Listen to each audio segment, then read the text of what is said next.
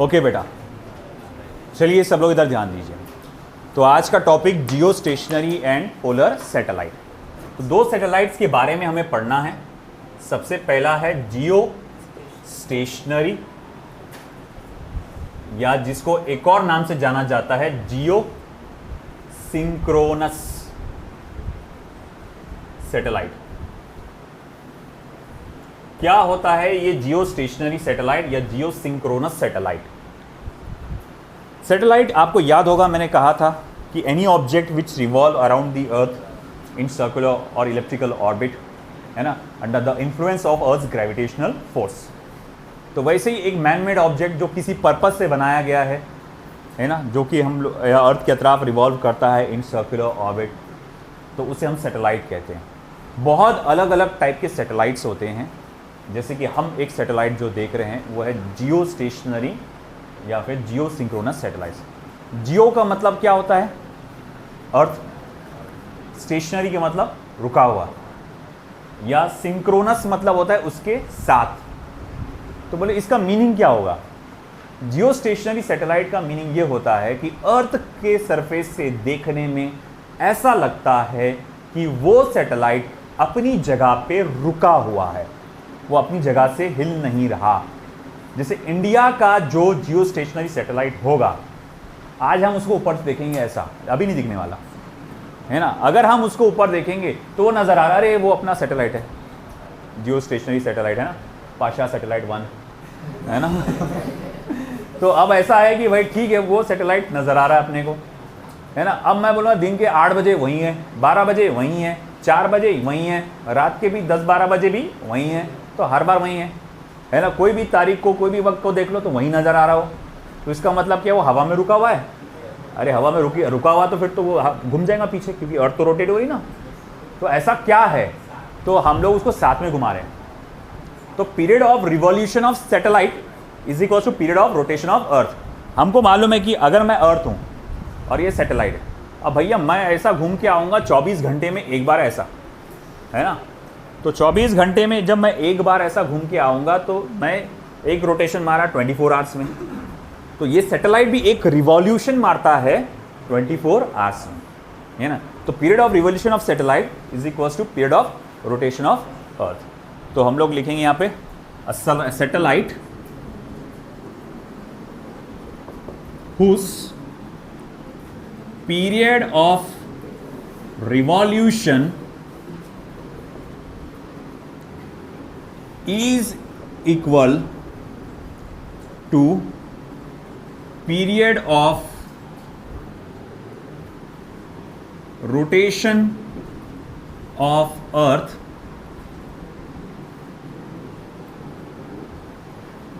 that is 24 hours is called as Jio stationery satellite. Jio stationery satellite, ऐसे satellite को आप जियो stationery कहते हैं। ऐसे सैटेलाइट को क्या कहते हैं? जियो स्टेशनरी कहते हैं। आई बात समझ में आपको? A satellite whose period of revolution is equal to the period of rotation of earth is called as geostationary satellite.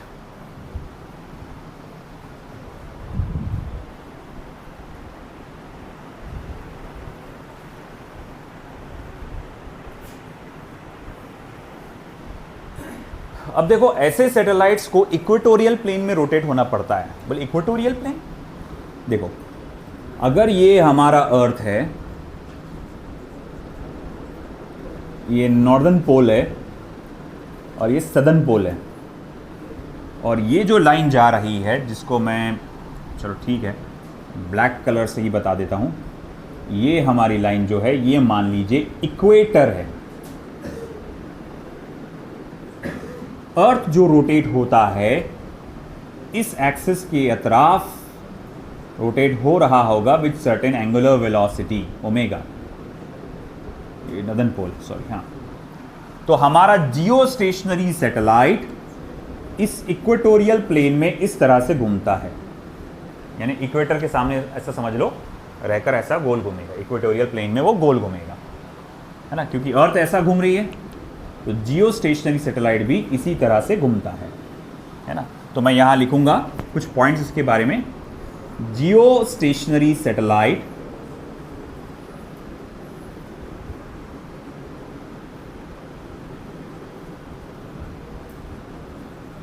revolves in equatorial plane।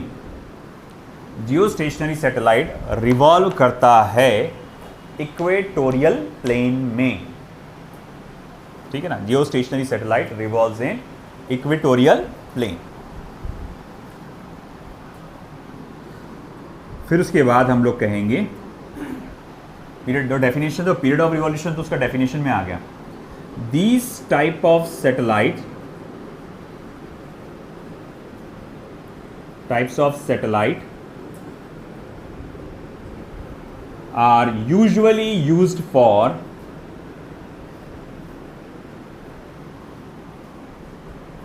Communication purpose. इस टाइप के सैटेलाइट जनरली आमतौर पे कम्युनिकेशन पर्पस के लिए इस्तेमाल होते हैं। Communication purpose मतलब आपके टेलीफोन्स, आपके टेलीविजन्स, रेडियोज़, है ना, ये सारे जो कहा जाएगा ये इस चीज़ के लिए, पर्पसेस के लिए यहाँ पर कम्युनिकेशन के जितने भी फैक्टर्स हैं उसमें इस चीज़ का यूज़ हो सकता है ना। कुछ आपने सुना होगा सैटेलाइट फ़ोन। सैटेलाइट फ़ोन तो डायरेक्ट सैटेलाइट से लिंक करता है ना। और अपने कुछ सादे वाले फ़ोन क्या होता है ना, मान लो मुझे भैया अपने मोबाइल फ़ोन से किसी को कॉल लगाना है अमेरिका में, तो मैं क्या करता, अमेरिका तो उस साइड में, बोले अर्थ के, फिर कैसे जाता हूँगा, है ना। तो भैया पहले तो भैया आप जब कॉल करते तो आपका सिग्नल जाता यहाँ पर लोकल एंटीना के पास, जो अकोला का एंटीना होगा, जियो का खंबा है, इसका खंबा बोलते हैं ना अपन, ये जियो का टावर है। फिर वो टावर अपलिंक करता, अपलिंक का मतलब ना सिग्नल को ऊपर भेजता है सैटेलाइट पे। फिर सैटेलाइट से वो कनेक्ट होता, मान लो अपन ने शिकागो में लगाया किसी को, तो शिकागो का जो सेंटर होगा या जो भी टावर होगा वहाँ लिंक करेगा वो, है ना। और फिर वो वहाँ देखेगा कि भाई वहाँ पर अपना जो पर्सन यूज़र है वो कहाँ है, फिर वहाँ से वो उस यूज़र तक के सिग्नल को भेजेगा। तो इस तरह से सैटेलाइट आपको आगे तक सिग्नल को भिजाता है ना। सादा वाला जो अपन रेडियो यूज़ करते हैं, जॉकी रेडियो, सादा वाला जो रेडियो यूज़ करते हैं अपना क्या वॉकी टॉकी, तो उसमें तो कुछ खास नहीं, उसमें सैटेलाइट की ज़रूरत ही नहीं पड़ती, है ना। वो चारों तरफ वो एक फ्रीक्वेंसी जनरेट करता है ना, और उस फ्रीक्वेंसी को अगर आप सेट करोगे तो कोई भी सुन सकता है उसकी बात को, है ना। आप देखेंगे आजकल काफ़ी कॉमनली वो यूज़ हो रहा है, 4-5 हज़ार में, 8-10 हज़ार में 3-4 के सेट मिल जाते हैं, आप भी कभी भी यूज़ कर सकते हैं। तो खैर ये देखे अपन ने कि ये जो सैटेलाइट यूज़ होते हैं ये कम्युनिकेशन पर्पस के लिए यूज़ होते हैं। Okay, these types of satellite are usually at a height of 35,800 kilometres approximately. ये अप्रॉक्सीमेटली है ना, ये 35,800। अक्सर ये पूछता है MCQs में, what is the height of communication satellite. Communication satellite, अब कम्युनिकेशन सैटेलाइट ही क्या होता है, जियो स्टेशनरी सैटेलाइट। तो 35,800 ये नंबर याद रखना, उससे कुछ कम ज़्यादा करके दे सकते हैं, 35,720, है ना, 35,720, 35,760, 35,700 या 800 से ज़्यादा 35,900 किलोमीटर्स भी बोल सकता हो, है ना। अगर गूगल पे सर्च करोगे तो 35,900 किलोमीटर्स, मगर यूजुअली हम लोग जो लेते हैं यहाँ पर 35,800 किलोमीटर्स लेके चलते हैं, 100-200 किलोमीटर का फ़र्क रहता है। तो ये एक स्टैंडर्ड वैल्यूज़ मान के चलो। आई बात समझ में आपको? ओके, अब ये था जियो स्टेशनरी सैटेलाइट के बारे में नॉलेज। ये जो भी कैमरा वैमरा रहता है आपका जियो स्टेशनरी सैटेलाइट में, अगर जो भी चीज़ के लिए यूज़ होता है तो वो ऐसा नीचे लगा रहता है। अब वो देखो काफ़ी ऊपर होने की वजह से एक वाइड रेंज कवर कर सकता है ना। अब जब आप दूर रहेंगे तो भाई ज़्यादा लोग अपन डिस्टेंस कवर कर सकते हैं, ज़्यादा चौड़ाई तक के अपन देख सकते हैं, है ना। तो इसी वजह से ये वाइड रेंज कवर कर सकता है, बट प्रॉब्लम है क्लैरिटी को लेकर। इसकी क्लैरिटी इतनी ज़्यादा नहीं होती है क्योंकि बहुत ऊपर है ना वो, ठीक है। तो ये अगर कहा जाएगा रिमोट सेंसिंग के लिए इतना खास फायदेमंद नहीं है। रिमोट सेंसिंग मतलब लोकल एरिया को थोड़ा सा सेंसिंग करना, जैसे स्पाई करना, जासूसी करना, है ना, या फिर किसी जगह बाढ़ आ गई तो उसका देखना, उसका इफेक्ट देखना, या फिर जो भी मतलब मौसम के लिए तो ये वेदर सैटेलाइट यूज़ हो सकता है। तो ये सारी चीज़ों में आप उसका यूज़ नहीं कर सकेंगे इफेक्टिवली। चलिए, अब आता है सेकंड वाला हमारा पोलर सैटेलाइट।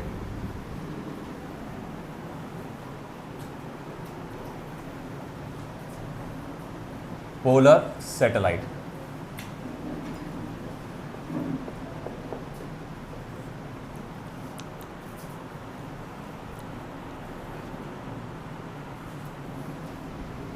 ये हो गया, इधर का पूरा लिखना।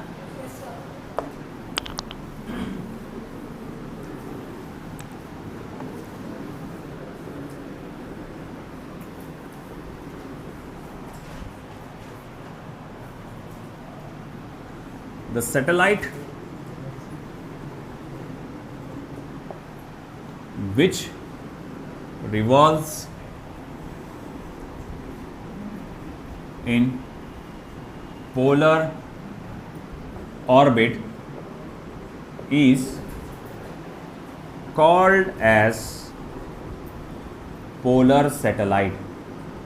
जो सैटेलाइट पोलर ऑर्बिट में रिवॉल्व होते हैं उन्हें कहा जाता है पोलर सैटेलाइट। ठीक है, जैसे फॉर एग्जाम्पल ये नॉर्थ पोल, ये साउथ पोल है ना, और हमारा जो सैटेलाइट है वो इस तरह से रिवॉल्व करता है इसके तरफ।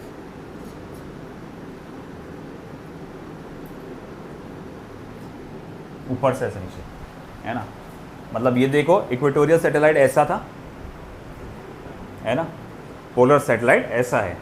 एक आध क्वेश्चन ऐसा भी आ सकता है, what is the angle between the plane of orbits of geosynchronous satellite and polar satellite, या जियो स्टेशनरी सैटेलाइट एंड, या communication satellite and polar satellite. तो क्या रहेगा, 90 डिग्री, है ना। आपका जो जियो स्टेशनरी सैटेलाइट है एक हॉरिजॉन्टल प्लेन में रिवॉल्व कर रहा है, पोलर सैटेलाइट वर्टिकल प्लेन में रिवॉल्व कर रहा है, तो एंगल कितना हो गया, 90 डिग्री। ठीक है, फिर आप लिखेंगे the height of polar satellite is usually small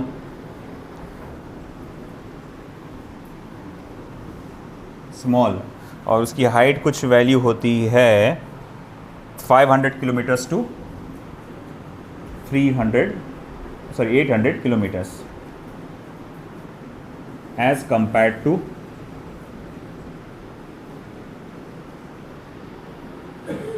Jio stationery satellite. तो जियो स्टेशनरी सैटेलाइट के कंपैरिजन में इसका हाइट कैसा होता है बेटा, काफ़ी ज़्यादा छोटा होता है।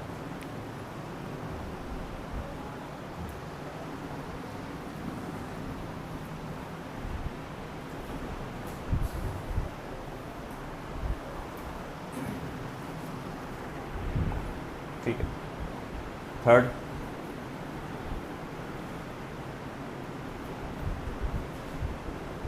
due to small height,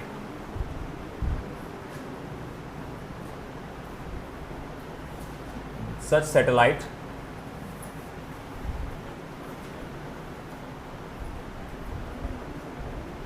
is good for remote sensing, meteorology,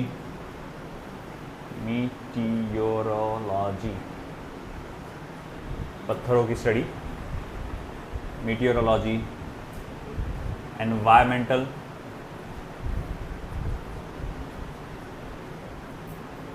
studies,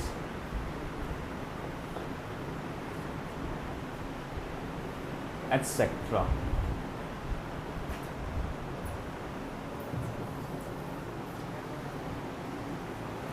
है ना। जनरली जैसा कि हम अगर देखना चाहते हैं कि भाई आसपास का इलाका कैसा है, वहाँ पर पथरीला ज़मीन ज़्यादा है, पत्थर एरिया ज़्यादा है, डेजर्ट एरिया ज़्यादा है, डेजर्ट एरिया कहाँ तक फैला हुआ है ना, ये सारी चीज़ें, ग्रीनरी कहाँ तक है, ये फॉरेस्ट का एक्सपांशन कहाँ तक के है, ये सारी चीज़ों का अगर आपको स्टडी करना है। या फिर जो मान लो कहा जाएगा कि एक ग्लेशियर है, ग्लेशियर का साइज़ पहले इतना था अब कितना है ना, जैसा कि अभी आपको मालूम होगा ग्लेशियर पिघल रहा काफ़ी हद तक के, जिसकी वजह से क्या हो रहा कि एनवायरमेंटल इश्यूज़ आ रहे हैं आप यहाँ पर सामने।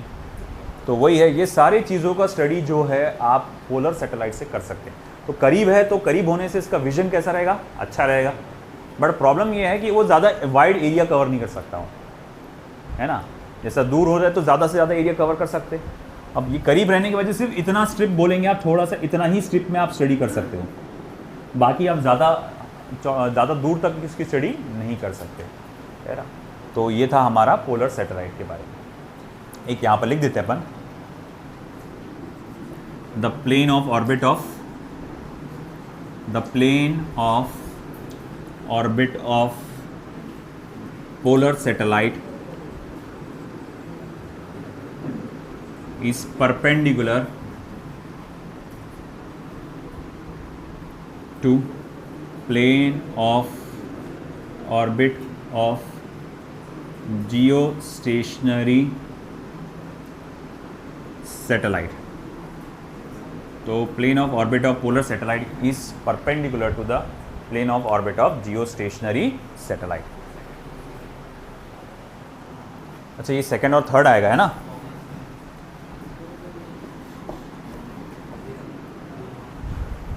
ठीक है, लेफ्ट साइड का हो गया, ये तो पूरे हटाना पड़ेगा।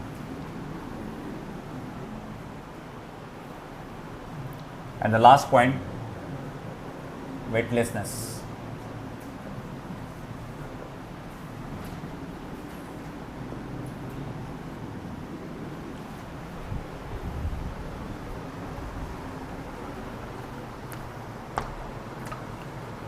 इंक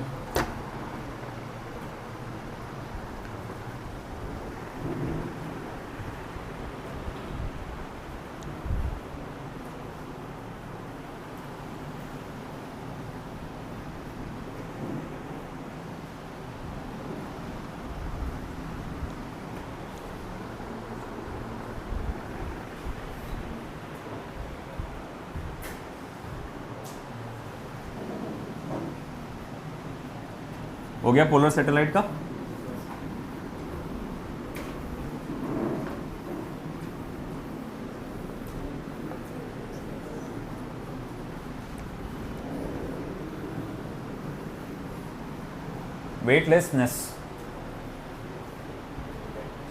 वेटलेसनेस एक अपरेंट बिहेवियर है।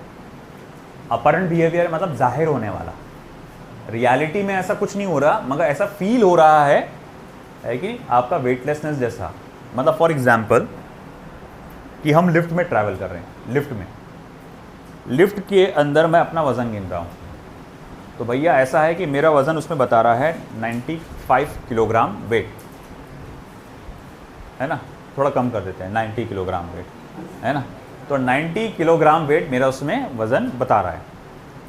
अब ऐसा है कि भाई अचानक से वो लिफ्ट ऊपर जाती है तो वो बता देगा 100 किलोग्राम वेट, है ना। तो मैं धक अरे बाप मेरा वज़न बढ़ गया। वज़न नहीं बढ़ा मगर आपको ऐसा फील हुआ कि जैसे आपका वज़न बढ़ गया, है ना।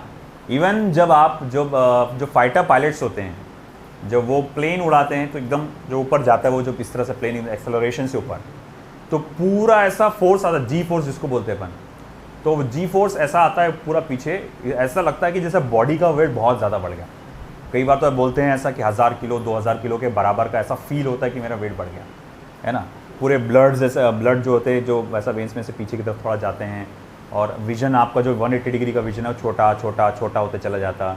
आपको इतने से विजन में काम चलाना पड़ता है, बेहोश होने के चांसेस बहुत रहते हैं इसके अंदर। जी फोर्सेस का इफेक्ट बोलते हैं सारी चीज़ें।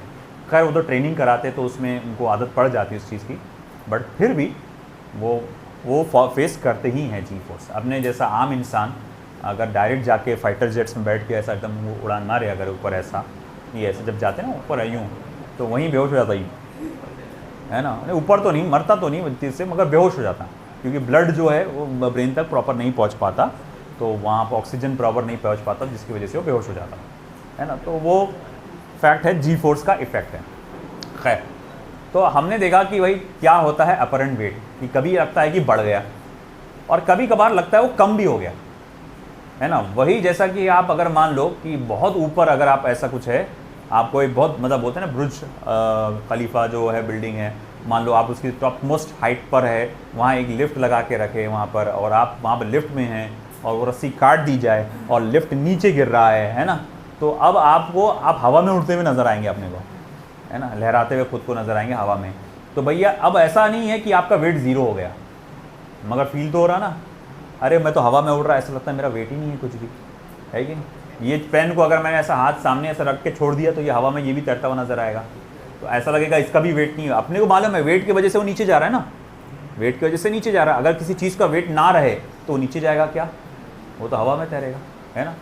तो भैया इतना मालूम है हमको, अगर मैं ऐसे सिस्टम में हूँ जो नीचे गिर रहा है, फ्री फॉल कंडीशन में है, अगर मैं ऐसे सिस्टम में खड़ा हूं तो मेरा वेट मुझे कम, केवल कम क्या, ज़ीरो नज़र आएगा।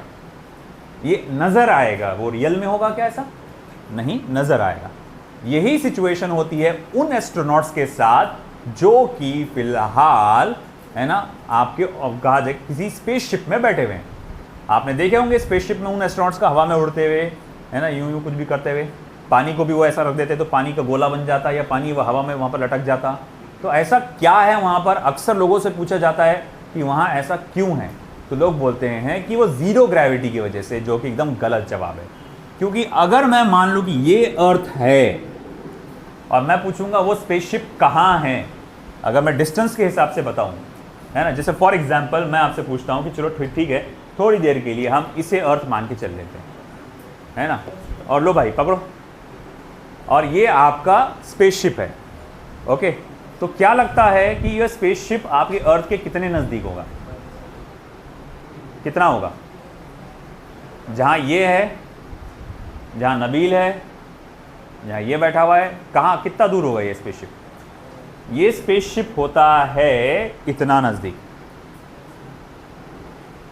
इतना नज़दीक होता है अर्थ के, है ना। क्या तुमको लगता है इतने नज़दीक ग्रेविटी ज़ीरो हो गई होगी? हाँ, फिर भी वो वेटलेस फील करते हैं, फिर भी वो वेटलेस फील करते हैं। ऐसा क्या हुआ कि वो वेटलेस फील कर रहे हैं? तो असल में फैक्ट ये है कि उस स्पेसशिप को लगातार नीचे गिराया जा रहा है, स्पेसशिप को लगातार नीचे गिराया जा रहा है। तो जब वो नीचे गिर रहा है तो उसका एक्सेलरेशन स्मॉल g के बराबर है, और इसके वजह से वो वेटलेस फील कर रहे हैं। फिर माइंड में दूसरा सवाल आया कि अगर वो नीचे गिर रहे हैं तो जमीन पर टकरा के मरे क्यों नहीं, है ना। क्योंकि भाई अगर आपको प्रोजेक्टाइल मोशन टॉपिक याद होगा, प्रोजेक्टाइल मोशन टॉपिक याद है, वो हॉरिजॉन्टल प्रोजेक्टाइल मोशन, वो सब किसी चीज को जब आप ऐसा ऊपर फेंकते, ऐसा हॉरिजॉन्टल फेंकते अपन, तो वो आगे बढ़ने के साथ साथ नीचे गिरती, है ना। अगर मान लो आपको मैं बुर्ज खलीफा में वहीं टॉप बिल्डिंग पे अगर ऐसा ना गिराकर आपको उसी लिफ्ट के डब्बे में रखकर आपको ऐसा फेंकता, तो जब तक वो नीचे गिर रहा है तब तक आपको वेटलेस फील होता, है ना।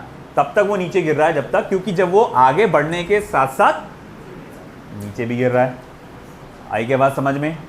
तो अगर किसी चीज को आप ऐसा हॉरिजॉन्टल फेंकोगे, है ना, देखो ऐसा हॉरिजॉन्टल फेंकोगे तो जब तक वो जमीन पे टकराता है, देखो ग्रेविटी नीचे क्यों आया, ये ग्रेविटेशनल फोर्स की वजह से। तो जब तक ग्रेविटेशनल फोर्स के असर से वो नीचे आएगा तब तक आपको वेटलेसनेस फील होता रहेगा। फिर आपके मन में सवाल आया होगा, सर ये आके टकराई तो रहा ना, तो आगे भी जाके टकराना तो चाहिए ना। बिल्कुल टकराना चाहिए, मगर क्या हो अगर ये आगे का डिस्टेंस आपका ऐसा हो, है ना, है कि नहीं।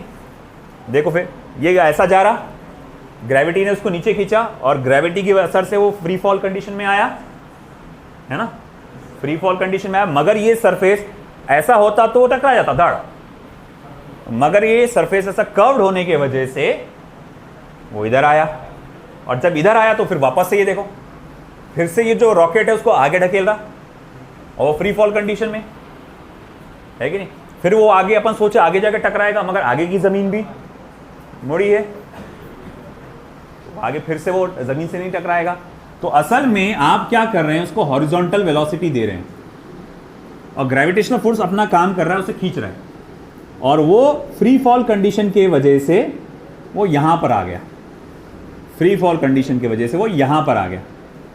अब जब ये यहाँ आ गया तो एस्ट्रोनॉट के लिए ये वाला सरफेस अभी भी नीचे कहलाएगा, ये उसके लिए क्या है, नीचे वाला पोजीशन है। नहीं ना सर, आड़ा पोजीशन है ना, नहीं नीचे ना, अपन भी यहीं है अपन भी यही है। तो वही ऐसा आएगा आपके लिए, है ना। फिर आपको रॉकेट क्या करेगा, जो उसको रॉकेट दिया हुआ है लगा के आपने बूस्टर जो दिया है वो उसको ऐसा ढकेलेगा, हॉरिजॉन्टल वेलोसिटी, है ना। अब ग्रेविटी तो क्या करे, नीचे गिरे, नीचे, तो ये अगेन नीचे गिरेगा, मगर आगे जाते हुए नीचे गिरेगा। तो आगे जाते हुए नीचे गिरेगा तो देखो ये नीचे आया। अब तुम यहां से देखो ना, तुमको नीचे आता हुआ दिख रहा नहीं क्या ये, चलो ठीक है, यहां पर आया, फिर वो नीचे, फिर ये ऐसा हो गया, है ना। फिर ये चलो ऐसा आ गया, अरे सर एस्ट्रोनॉट उल्टा हो गया, अरे उल्टा हमारे लिए हुआ वो, अगर ऐसा देख रहे तो उल्टा हो गया वो, उसके लिए कुछ उल्टा सीधा नहीं रहता वहाँ पर, है ना। वहाँ कोई सीधा है उल्टा है कुछ भी नहीं रहता वहाँ पर, कोई डायरेक्शन पर्टिकुलर नहीं रहता वहाँ पे। फिर उसके बाद जब वो यहाँ आया, फिर से आपने हॉरिजॉन्टल वेलोसिटी दिए, तो फिर से यहाँ पे यहाँ पे आपका ये आ गया एस्ट्रोनॉट, है ना। फिर उसको आपने हॉरिजॉन्टल वेलोसिटी दिए, फिर वो फ्री फॉल कंडीशन में आएगा, तो वो लगातार सर्कुलर मोशन में घूम रहा है और एक्सेलरेशन उसका लगातार, उसको क्या फील हो रहा है कि नीचे गिर रहा है, वो नीचे गिर रहा है, नीचे गिर रहा है, मगर आगे टकराने के लिए सरफेस ही नहीं है, है ना। इसलिए गोल घूमते घूमते उसको क्या फील हो रहा है, वेटलेसनेस कंडीशन। रियलिटी में देखा जाए तो वहाँ कोई ग्रेविटी जीरो नहीं है, वहाँ असल में क्या है कि वेटलेसनेस कंडीशन है। वो क्यों आया, क्योंकि वो फ्री फॉल कंडीशन में, फ्री फॉल कंडीशन में होने के वजह से क्या हुआ कि जिस सरफेस पे वो खड़ा है वो सरफेस उसको नॉर्मल रिएक्शन नहीं दे पा रहा। आप क्या कैलकुलेट करते हो, आपका जो बैलेंस है, वो जो नीचे तराजू है वो क्या कैलकुलेट करता है, आपका वेट कैलकुलेट नहीं करता, वो नॉर्मल रिएक्शन कैलकुलेट करता है। बोले ऐसे कैसे, अरे भाई देख सिंपल सी बात है, तू एक हॉरिजॉन्टल सरफेस पे मान ले, हॉरिजॉन्टल सरफेस पे तू ऐसा रखा हुआ है ना, मान ले, अच्छा मोबाइल तो उधर लगा हुआ है, कुछ जोरे चल जाने छोड़, नहीं मोबाइल मत निकाल। मान ले हॉरिजॉन्टल सरफेस पे तू ऐसा यहाँ है ना, और जब मैं हॉरिजॉन्टल सरफेस पे यहाँ पर खड़ा हूँ, मेरा वेट कितना आ रहा है, 90 किलो, है ना। ये नीचे तराजू है, सामान के चलो weight weighing balance weighing machine है। फिर बाद में मैं इंक्लाइंड सरफेस पे खड़ा हूँ, मेरा वेट आ रहा है 70 किलो, मैं खुश कि भाई मैं दुबला हो गया, डाइटिंग असर कर गई, है ना। तो भैया मसला ये है कि नहीं, तुम्हारा वजन कम नहीं हुआ भैया, तुम्हारा वेट अभी भी है, नॉर्मल रिएक्शन कम हुआ है। क्यों, इससे ये पता चला कि ये मशीन असल में क्या नाप रही थी, फिर नॉर्मल रिएक्शन। वो वेट नाप रही थी क्या, नहीं, वो तो नॉर्मल रिएक्शन नाप रही थी, है ना।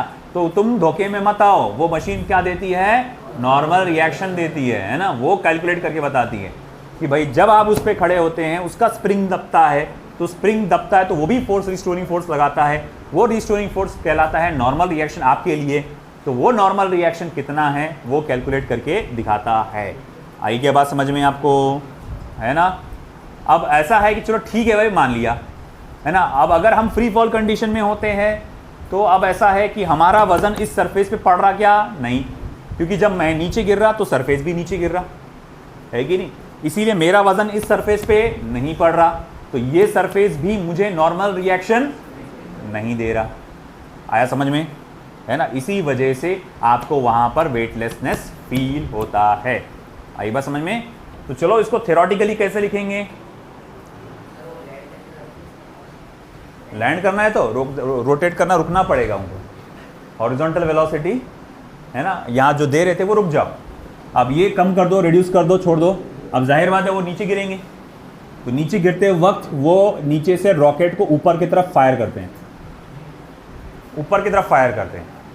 अरे भाई आयरन मैन नहीं देखा क्या, है ना, यूं करके फायर बैठता ना वो, तो भाई वैसे ही ऊपर की तरफ फायर करते हैं। बस इतना है कि उसका जो फोर्स रहता ग्रेविटेशनल फोर्स से थोड़ा सा कम रहता है, अगर ज़्यादा रहता तो ऊपर चले जाएगा ना वो, और ग्रेविटेशनल फोर्स के बराबर तो वहीं हवा में लटका रहेगा, वो थोड़ा सा कम फोर्स देता ऊपर की तरफ, धीरे धीरे फिर वो नीचे आता।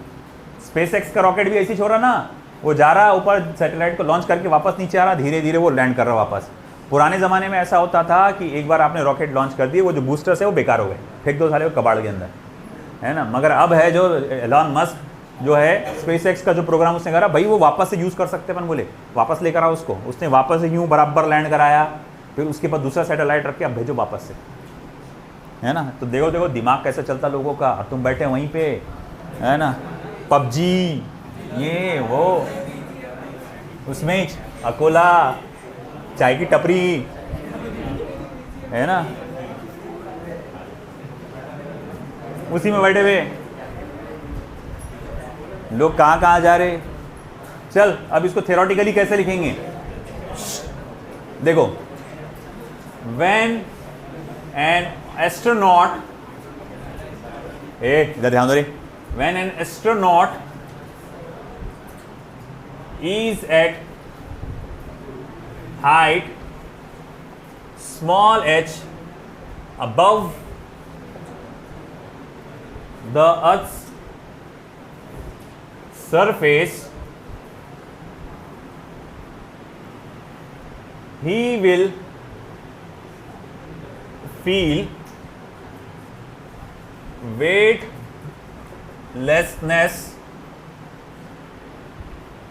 if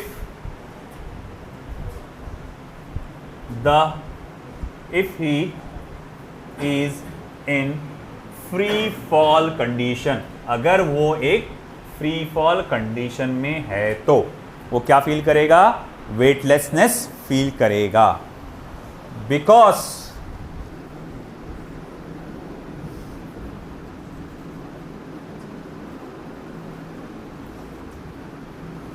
downwards acceleration of the rocket is equal to the value of acceleration due to gravity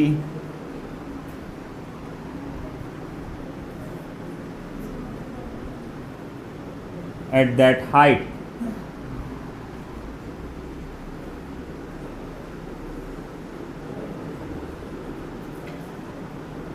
that is small a equals to g और apparent weight is equals to m g minus a। बोले ये कहाँ से, अरे याद है वो बताया था मैंने, जब आप डाउनवर्ड, अपन ने जब लॉज ऑफ मोशन पढ़े थे, अगर आप डाउनवर्ड्स मोशन में हो तो और आपको वेट mg लग रहा है नीचे, है ना, आप डाउनवर्ड्स मोशन में हो विद एक्सेलरेशन a, तो भाई आपका फॉर्मूला क्या आता है, सूडो फोर्स पीछे की तरफ लगता mg माइनस a। अब a g के बराबर होने की वजह से क्या हो जाएगा, ये 0 हो जाएगा, है ना। As a result surface does not exert any normal reaction on the astronaut and he feels